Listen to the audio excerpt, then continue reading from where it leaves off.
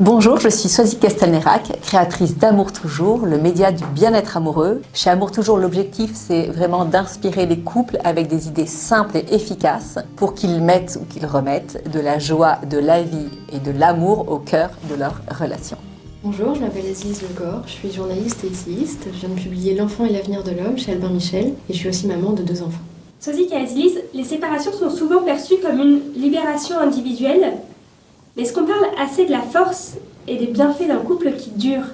Et en quoi le couple peut-il être un moteur d'épanouissement personnel et pas seulement une structure à préserver? Je dirais que être bien dans son couple, c'est déjà assurer une base de son bonheur. Bien évidemment qu'il faut savoir par soi-même cultiver son propre bonheur, être heureux par soi-même, mais si on s'applique à être heureux dans son couple, qui est quand même une part énorme de notre vie, hein, cette façon dont on vit avec l'autre, dont on fait équipe avec l'autre, on vit sous le même toit, on partage le même lit, on a des enfants en commun, donc vraiment le couple est à la base de beaucoup de choses dans nos vies, et cultiver ce bonheur dans cette cellule couple, c'est évidemment s'assurer d'être heureux dans les autres pans de notre vie. Donc c'est s'assurer d'être peut-être davantage heureux en tant que parent, d'être une mère peut-être plus sereine, plus patiente, plus posée, plus à l'écoute, d'être dans son entreprise, dans sa vie sociale, dans sa vie amicale, quelqu'un de plus disponible, de plus à l'écoute, de plus ouverte aussi peut-être. C'est-à-dire que vraiment cette cellule couple, si on y réfléchit, si vraiment on se pose un instant pour voir l'impact que notre vie de couple, que ces cellules de couple a sur notre vie, l'importance qu'elle a dans notre vie tous les jours, tout ce qu'on peut partager avec l'autre, de positif ou de négatif, que ce soit dans de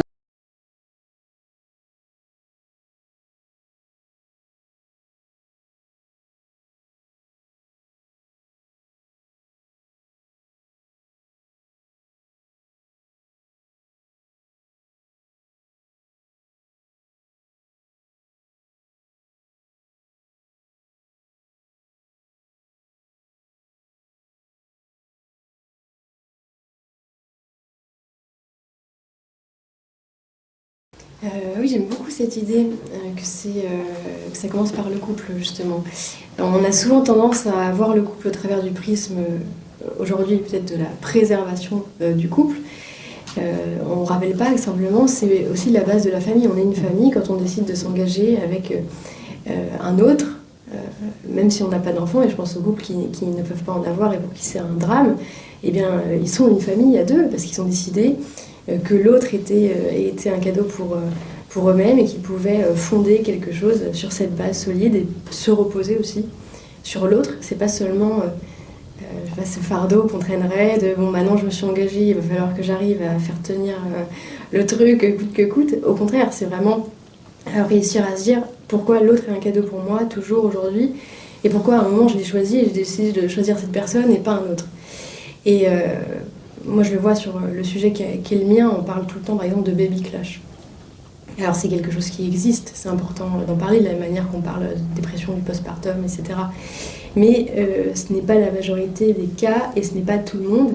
Et il faut peut-être valoriser aussi la question du couple, de la famille plus largement, avec les enfants aussi, d'un point de vue positif en nous disant c'est d'abord de la joie, c'est d'abord ce soutien indéfectible. Et voilà, moi je pense qu'on a peut-être tendance à voir d'abord ce qui est négatif et pas ce qui nous permet au contraire de nous épanouir en tant aussi qu'individu. Parce que c'est en passant par cette structure qu'est la famille, donc à savoir le couple d'abord, qu'on peut ensuite, je pense, réellement être qui on est. Alors là où je te rejoins complètement, c'est la façon dont on va anticiper et visualiser les choses. Si on nous parle tout le temps de baby clash, évidemment qu'à la moindre dispute avec l'autre dans ces moments un peu compliqués de la naissance, des semaines, des mois qui suivent, on va dire ça y est, en fait, on est en train de vivre le baby clash. Donc on va aller faire une recherche sur Internet, on va voir tout ce que ça englobe, tout ce que ça concerne, et en fait on va se mettre dans ce monde-là, on va dire en fait on est en train de vivre ce baby clash.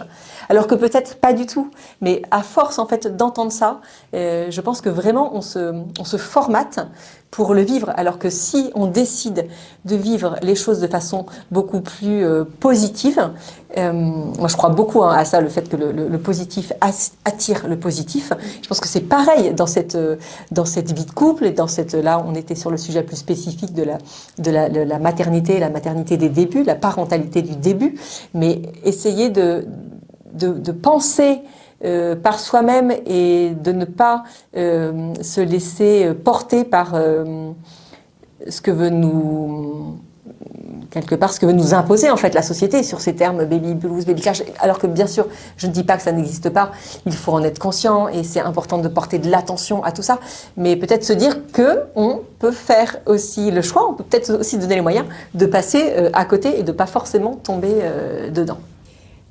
Il y a un livre qu'on m'a offert quand j'ai publié le mien, que je ne connaissais pas du tout, qui s'appelle 2024, donc assez amusant, de Jean Giraudoux. Et il imagine un monde où on ne fait plus d'enfants. C'est quand même incroyable. Et au tout début du bouquin, donc c'est un monde où il n'y a que des vieilles personnes, il y a autour de 80 et quelques années, et il y a un homme relativement jeune, puisqu'il a 70 ans, qui se balade dans la rue et qui voit, attention, un homme de 30 ans. Donc là, c'est la révolution, il se dit, mais ça fait des années que j'ai pas vu un si jeune homme. Et en plus, ce jeune homme tient la main d'un enfant qui a 11 ans, qui s'appelle Jean-Pierre, donc il n'avait pas anticipé les modes des prénoms. Ouais.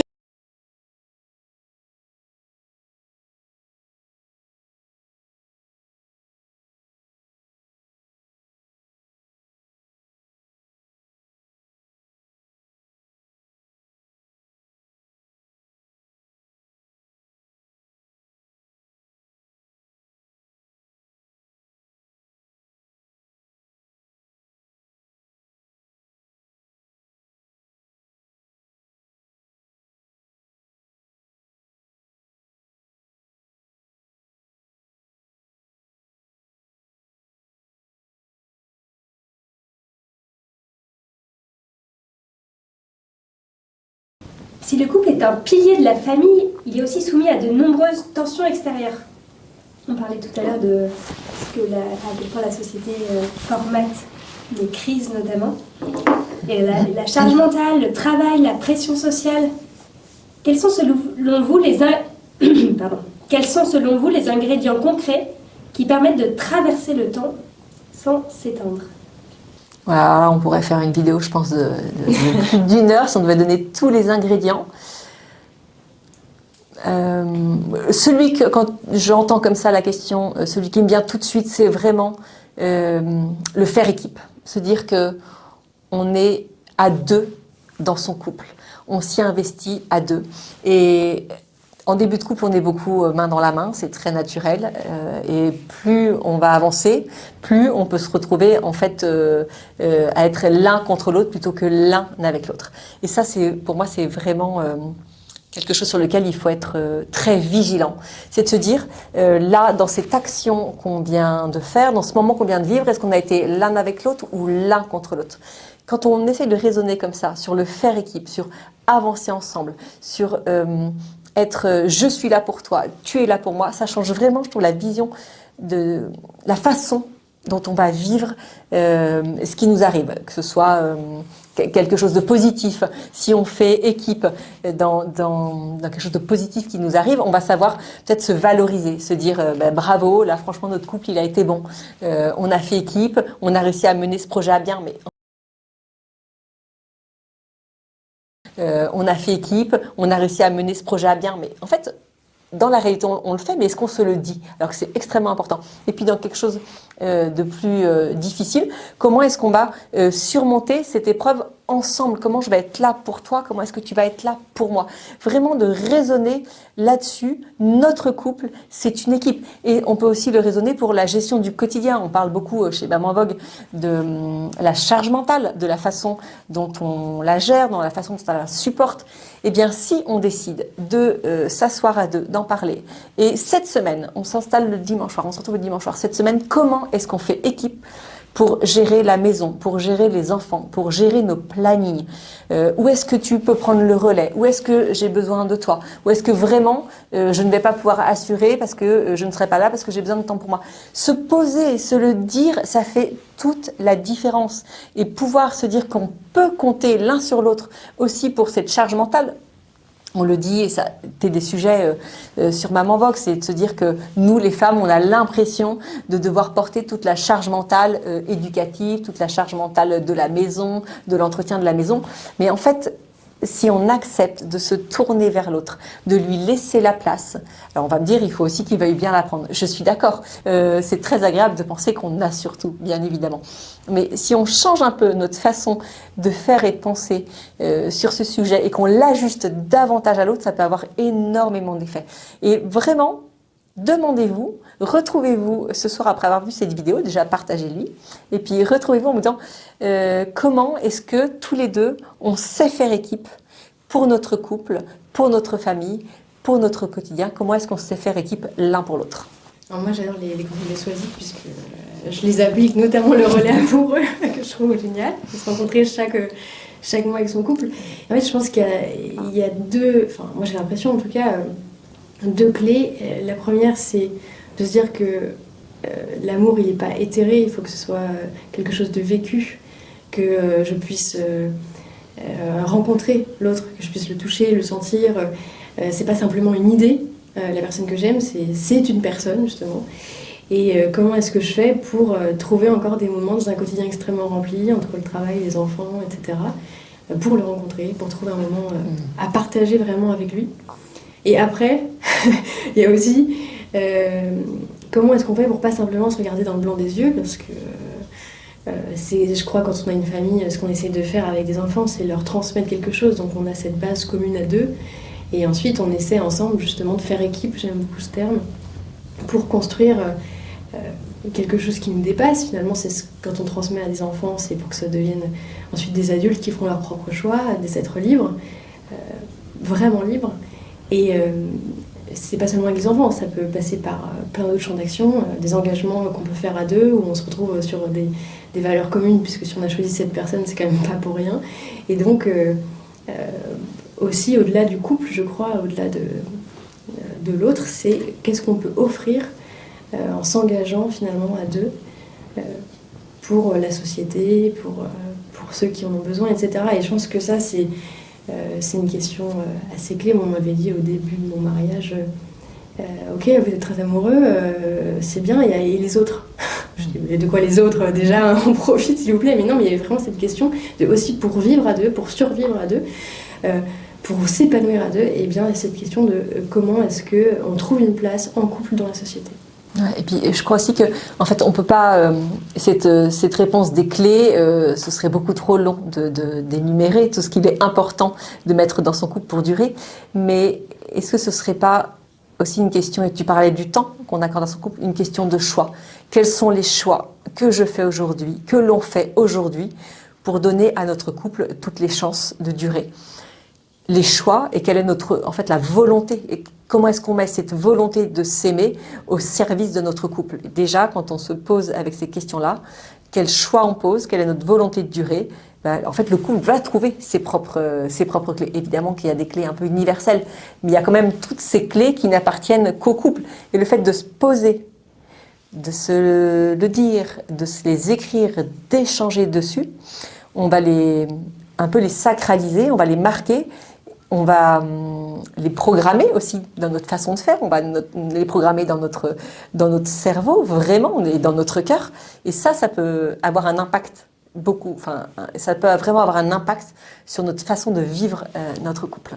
Les ruptures ont un coût humain et sociétal. C'est quelque chose qu'on sait qui est prouvé. Mais nous avons tendance à voir le couple comme une affaire privée. À l'inverse, quels sont les impacts positifs des couples qui durent ? Déjà pour les conjoints eux-mêmes, mais aussi pour les enfants, pour leur entourage, pour la société tout entière.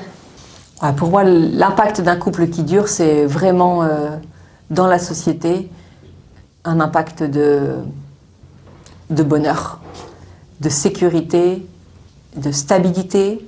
C'est un bonheur, une stabilité, une sécurité qu'on va s'apporter à soi-même, qu'on va apporter à l'autre, qu'on va apporter à notre enfant, à nos enfants, à notre famille, à notre entreprise, à nos amis, à notre vie sociale, à notre vie associative. Donc moi, vraiment, ça serait ces 3 mots. Le bonheur, je ne sais plus ce que j'ai dit, j'en ai dit 3. Le bonheur, la sécurité, j'en ai dit un 3e, c'est pas grave, vous couperez ce poste-là, je ne résumerai pas. Je crois que c'est la stabilité. La stabilité. Moi, c'est vrai que j'insiste beaucoup sur un terme dans mon ouvrage qui est l'oïkophilie. Et l'oïkophilie, ça veut dire l'amour du foyer, l'amour du chez-soi. Et je pense, enfin, moi en tout cas, c'est vraiment la pierre angulaire, je pense, de notre société. Parce que ça dit quoi? Ça dit que d'abord, la maison, la famille, c'est le premier lieu dans lequel on fait société, dans lequel on apprend à entrer en relation. C'est la relation du jeu au-dessus entre la mère et l'enfant, entre le père et l'enfant, entre l'enfant et ses frères et sœurs s'il en a. Et puis, c'est d'abord cette première sphère où on apprend finalement les règles d'éducation de base, la politesse, la loyauté, le service, etc., etc. Et ces bases de vie en commune nous permettent ensuite de faire véritablement société, de se sentir habiter un lieu, d'y appartenir et donc de s'y investir. C'est pour ça que je pense que c'est essentiel de le réaffirmer aujourd'hui. On a peut-être tendance à oublier qu'aussi la famille est importante pour la société, pour permettre à une société de bien fonctionner. Et l'autre point qui me paraît essentiel sur le deuxième aspect de la question qui est compliqué, c'est qu'aujourd'hui on dit souvent on n'est pas une famille, on fait famille comme on l'entend. L'idée n'est pas du tout de dire aux gens ce qu'ils doivent faire, mais cette phrase a des implications très concrètes, c'est-à-dire que par exemple, en voulant effacer ce qui est la figure du père, en considérant qu'on peut être une mère seule et que c'est souhaitable, il faut aussi rappeler la réalité. La plupart des familles monoparentales, 84%, ce sont des femmes seules et qui vivent dans des conditions plus difficiles que les autres. 19% des familles monoparentales sont pauvres, contre 7% des familles avec un couple où il y a 2 personnes qui peuvent subvenir aux besoins de la famille. Donc ça a des implications très concrètes et c'est pour cela que ces situations arrivent et ne doivent pas être souhaitables et, à mon sens, vendues comme telles. Alors, moi je dirais pas que c'est à cause des enfants que les couples explosent, mais c'est à cause de la place qu'on laisse aux enfants que les couples explosent. En fait, la société nous a vraiment poussé à mettre toute la lumière, à focaliser toute notre attention, tout notre amour sur nos enfants pour être à leur écoute, pour qu'ils ne manquent de rien, pour qu'ils soient écoutés, pour qu'ils grandissent, pour qu'ils puissent faire toutes les activités possibles et imaginables dont ils ont besoin, qu'ils ne manquent de rien.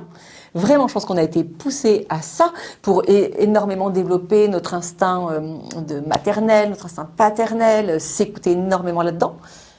Et puis en fait, qui a été le parent pauvre du coup, si je peux dire parent pauvre, c'est le couple, parce que tout ce temps, toute cette énergie, toute cette attention qu'on met pour nos enfants, il va bien falloir le prendre quelque part. Alors évidemment qu'on ne va pas le prendre dans notre vie professionnelle qui nous prend beaucoup de temps et qui a son importance. Mais on va le prendre à notre couple, qui lui, le couple, très discrètement, ne se plaint pas, ne dit rien, ne donne très peu en fait de signes d'alerte si on ne se tourne pas vers lui. Donc c'est très très simple. C'est plus facile d'oublier son couple, de le négliger. Mais le problème, c'est que le couple auquel on ne va pas porter attention, qu'on ne va pas nourrir, dans lequel on ne va pas mettre du temps, dans lequel on ne va pas s'investir, très clairement, il va mourir. Donc, et un couple qui meurt, derrière, c'est quand même une famille qui meurt. Ce sont des enfants qui souffrent. C'est pas facile à entendre, c'est pas facile à dire. Et en disant ça, je ne juge personne, mais c'est une réalité. Donc, pour moi, c'est revoir vraiment l'ordre des priorités. Mais est-ce qu'il faut tout miser sur ces enfants? Ça, je suis pas sûre que c'est ce qui soit le plus propice, en tout cas, à leur bonheur et à leur épanouissement. Et en même temps, je pense aussi que, alors, il y a souvent cette phrase, on dit, quand on parle de séparation, de divorce, on ne reste pas pour les enfants. Et je crois que, évidemment, on ne reste pas pour les enfants, parce qu'on ne va pas faire semblant d'être un couple alors qu'on ne partage plus rien, au contraire. Mais il faut se dire comment est-ce qu'on fait pour être de nouveau un couple, pour faire en sorte que notre famille n'implose pas, parce que on voit en fait, moi je sais pas, je me dis souvent ça, je regarde les visages de mes fils et je me dis, bon c'est fou, ils me ressemblent pas trop, ils ressemblent plutôt à mon mari, mais je me dis c'est incroyable parce que je vois les traits de la personne que j'aime en eux, mélangés quand même un peu avec moi. Et je me dis, cette petite personne, elle va faire sa vie. Et ce qui la rend heureuse aujourd'hui, c'est de voir ses parents qui s'aiment. C'est le plus beau cadeau qu'on puisse faire à un enfant. Donc les enfants nous permettent quand même de nous rappeler aussi qu'on s'est aimé très fort et qu'il faut que ça dure pour que tout le monde soit le plus heureux possible en fait. Et il y a, moi, quelque chose qui m'a énormément étonnée et que je n'avais pas mesuré quand j'ai écrit mon livre et j'ai fait toute une enquête en amont journalistique pour essayer de comprendre pourquoi les gens ne voulaient pas faire d'enfants. Et beaucoup me disaient, mais en fait tu te rends compte, je vais m'engager avec quelqu'un pour toute la vie. Ben, je dis, bah ouais. Et en fait cette idée d'être lié, de ne pas pouvoir se séparer, parce qu'il y a finalement toujours quelqu'un qui fera le trait d'union entre les deux, qui est l'enfant, ça mettait beaucoup de gens en panique. Et je pense qu'on n'a pas mesuré peut-être l'effet des séparations, comme le divorce justement, puisqu'il y avait beaucoup d'enfants de divorcés, donc c'est des gens majoritairement de ma génération, en tout cas ça s'est démocratisé, disons, voilà, dans ces années-là. Et donc on en voit peut-être les effets aujourd'hui, avec ensuite des gens qui ont très peur de s'engager ou de se dire, si je m'engage, je veux vraiment que ce soit la bonne personne et je ne veux pas faire vivre à mes enfants ce que moi-même j'ai vécu, parce que c'est toujours une souffrance de voir ses parents se séparer, même si parfois je sais que c'est nécessaire. Et donc ça c'était, moi je ne l'avais pas mesuré en tout cas, et je pense que c'est quelque chose de clé aujourd'hui, c'est d'avoir à l'esprit cette notion d'engagement en fait, qu'est-ce qu'elle implique et pourquoi est-ce qu'elle est problématique dans notre société. Et ça me fait penser, l'autre jour, j'ai discuté avec une amie qui est en train de divorcer. Ses propres parents avaient divorcé. Elle me dit, qu'est-ce que j'aurais aimé que ma maman me dise à quel point c'est une souffrance ce divorce, parce que certainement j'aurais pris bien plus soin de mon couple. Et en fait, je pense qu'on veut nous donner l'image que finalement c'est parfois beaucoup plus simple de se séparer, de divorcer, tout le bonheur qu'on peut retrouver derrière. Et elle me disait vraiment, j'aurais aimé savoir combien ça allait être dur, et je crois qu'on a plutôt tendance à nous le cacher. Sans parler évidemment des cas beaucoup plus compliqués où le divorce, la séparation est la seule issue et ce qui peut sauver, hein, mais évidemment on met ces cas à part. Mais globalement, de rappeler pour soi, pour l'autre et pour ses enfants à quel point c'est une souffrance. Enfin, je sais que vraiment cette discussion avec elle m'a énormément touchée et m'a rappelé un peu l'urgence de dire, mais plutôt que de mettre du temps et de l'énergie dans une séparation, mettez-la dans le fait de sauver, de ressusciter votre couple, parce que en fait finalement les bienfaits seront bien plus importants que tout ce que vous allez perdre, toute la souffrance que vous allez connaître dans votre séparation. Donc au moins essayez d'aller sur cette voie-là avant d'envisager la séparation ou le divorce.